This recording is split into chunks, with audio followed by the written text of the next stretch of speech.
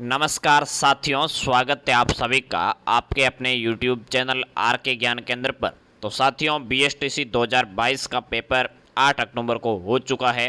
Answer की के बारे में बहुत सारे वीडियोस आपके पास आए भी है और भी आएंगे, लेकिन साथियों अभी तक सारे चैनल वाले हैं वो जीके की आंसर की करा रहे हैं, लेकिन हमने हमारे चैनल पे सबसे पहले जीके की आंसर की करवाई। उसके बाद में आपको शिक्षण अभिक्षमता की आंसर की करवाई। इंग्लिश का हमने वादा किया है लेकिन अभी तक प्रोवाइड नहीं करवा सके, प्रोसेस चल रही है। अगली ये जो अब करवा रहे हैं ये आपकी हिंदी की है, यानी 3 सब्जेक्ट की आंसर की 50-50 100 और ये 30% 130% की आंसर की अभी तक हम आपको उपलब्ध करवा चुके हैं।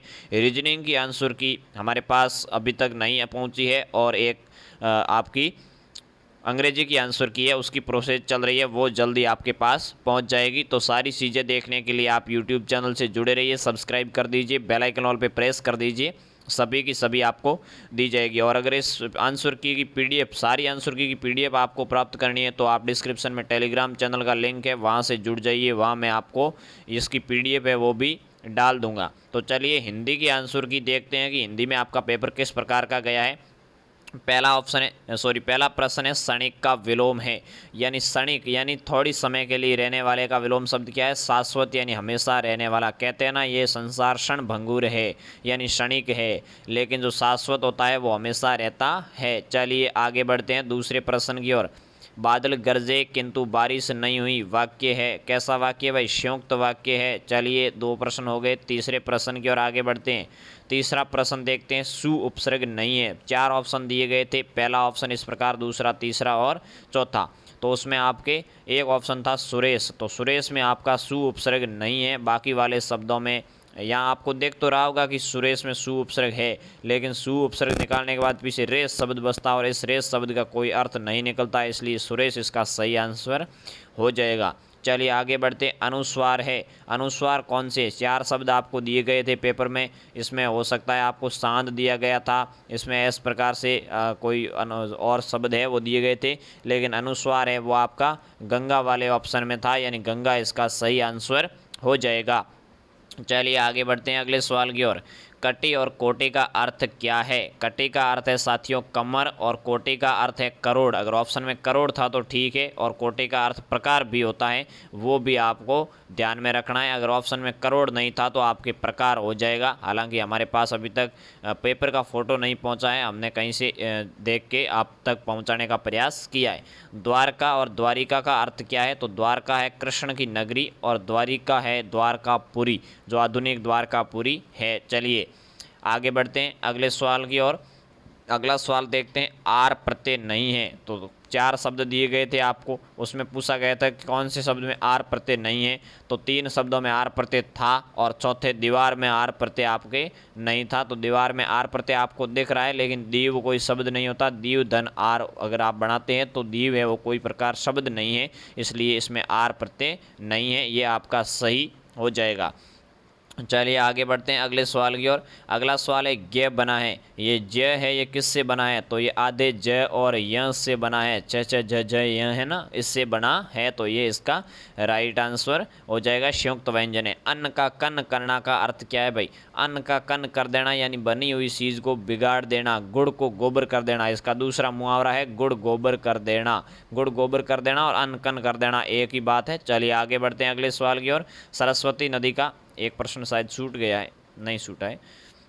सरस्वती का पर्याय नहीं है। सरस्वती का पर्याय नहीं है तो ये रमा है, वो सरस्वती का पर्याय नहीं है। बाकी शारदा सरस्वती का पर्याय है, वीणा वादिनी सरस्वती का पर्याय है, और भी ऑप्शन होंगे आपके पास। एक ऑप्शन और होगा। रमा है वो किसका पर्यायवाची है? लक्ष्मी का पर्यायवाची है। रमा पद्मा ये लक्ष्मी के पर्यायवाची हो जाएंगे। चलिए आगे बढ़ते हैं। कोल्हू का बैल होना यानी दिन रात परिश्रम में लगे रहना, ये मुहावरा पूछा गया था, बहुत सरल। चलिए द्वार और द्वारा का अर्थ क्या है? द्वार और दारा का अर्थ, तो दारा का अर्थ होता है स्त्री और द्वार का अर्थ होता है दरवाजा, ये आपको ध्यान में रखना है भाई। किस किस के सही हो रहे हैं कमेंट करके जरूर बताएं भाई। यण संधि किस में है? तो अत्युत्तम में यण संधि है। 3 ऑप्शन आपके दूसरे दिए गए थे, गुण संधि के होंगे, विसर्ग संधि के होंगे, या फिर व्यंजन संधि के होंगे, और गुण संधि के इसमें चौथा ऑप्शन था अत्युत्तम। अति प्लस उत्तम क्या हो जाएगा? अति प्लस उत्तम है वो गुण संधि आपकी हो जाए, सॉरी यण संधि आपकी हो जाएगी। अमृत का पर्यायवाची नहीं है, तो सलील है वो किसका पर्यायवाची है? ये पानी का पर्यायवाची है भाई, सलील अमृत का पर्यायवाची नहीं है। चलिए आगे बढ़ते हैं अगले सवाल की ओर। अगला सवाल है आगे नाथ न पीछे पघा का अर्थ क्या है? यानी आगे न तो नाथ है, ना ही पीछे पघा, यानी पूरी तरह से अनियंत्रित है, किसी प्रकार का कोई नियंत्रण नहीं है। चलिए भाई आगे बढ़ते हैं अगले सवाल की ओर। अगला सवाल है कच्छ कुछ और कूस का अर्थ क्या है? 3 प्रकार के शब्द पूछे गए थे, इनका अर्थ आपको बताना है। तो पहले का अर्थ है कच्छ का अर्थ है बाल, कुछ का अर्थ है स्तन और कूच का अर्थ है प्रस्थान, यानी कूच कर जाना, प्रस्थान कर जाना। कुछ यानी स्तन, कच्छ यानी बाल। चलिए आगे बढ़ते हैं अगले सवाल की ओर। अगला सवाल है जिस समाज का द्वितीय पद प्रधान होता है वो कौन कौन से समाज है? तत्पुरुष होते हैं, द्विगु होता है, कर्मधारय होता है, यानी ये तीनों समाज जिस ऑप्शन में थे वो आपका सही बैठ गया है। अगला सवाल है स्वागत का संधि विच्छेद है, इसमें यण संधि है साथियों, सु धन आगत, ऊ का व हो जाता है, यण संधि में क्या हो जाता है? ऊ का व हो जाता है, या स आधा पीछे बचेगा प्लस ऊ का व हो जाएगा, तो तब क्या हो जाएगा? व, ये व हो गया प्लस आगत तो है ही, तो क्या हो गया? स्वागत। चलिए भाई आगे बढ़ते हैं अगले सवाल की ओर। अगला सवाल देखते हैं आपके, अरे ये कितना अनर्थ है का सरल वाक्य क्या होगा? ये बहुत बड़ा अनर्थ है, इसका सही आंसर ये हो जाएगा। आगे बढ़ते हैं अगला सवाल था पृथक, प्रथा, प्रत एवं पर्वत में से शब्दकोश में पहले क्या आएगा? तो ये प्रत आएगा। क्या आएगा भाई? प्रत आएगा। अगला सवाल देखते हैं भाई।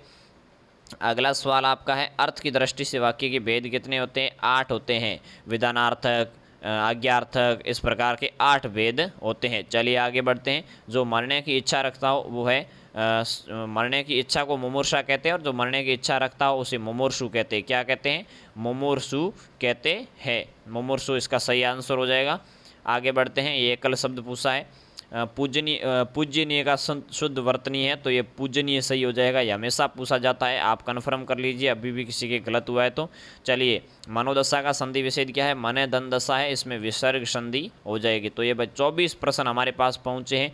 6 प्रश्न है वो अगले वीडियो में हो सकता है मैं आप तक पहुँचाने का प्रयास करूँगा, तो आप जुड़े रहिएगा आर के ज्ञान केंद्र से। वीडियो को शेयर जरूर करें और साथ ही साथ चैनल पर पहली बार आए हो तो चैनल को सब्सक्राइब जरूर कीजिए। मिलते हैं नेक्स्ट वीडियो में, तब तक के लिए जय हिंद, खुश रहिए, मस्त रहिए।